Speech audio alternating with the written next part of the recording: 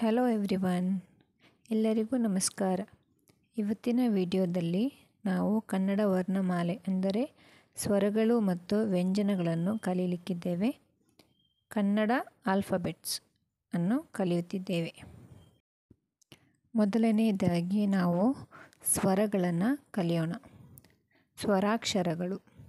ಸ್ವರಾಕ್ಷರಗಳು ಅಂದರೆ ನಾವು ಇಂಗ್ಲೀಷಲ್ಲಿ ವೋವಲ್ಸ್ ಅಂತ ಕರಿತೇವೆ. ವೋವಲ್ಸ್ ಸ್ವರಾಕ್ಷರಗಳು. ಮೊದಲನೆಯ ಸ್ವರಾಕ್ಷರ ಅ. ಆ, ಇ,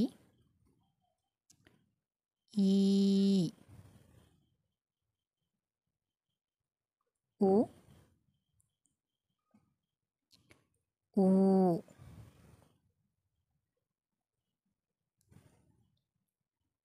ಋ, ಎ,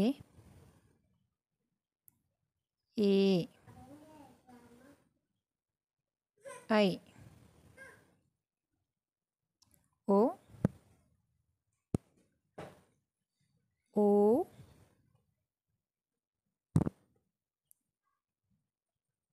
ಔ, ಅಂ, ಅಹ. ಕನ್ನಡ ವರ್ಣಮಾಲೆಯಲ್ಲಿ ಒಟ್ಟು 15 ಸ್ವರಗಳಿವೆ. ಇನ್ನು ನಾವು ವ್ಯಂಜನಾಕ್ಷರಗಳನ್ನು ಕಲಿಯೋಣ.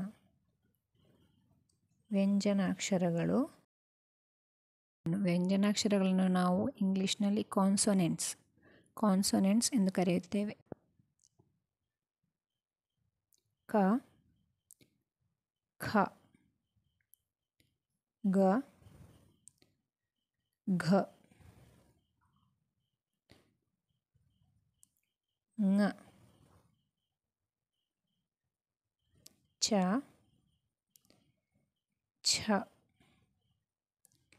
ಜ, ಝ, ಞ, ಟ, ಠ, ಡ, ಢ, ಣ,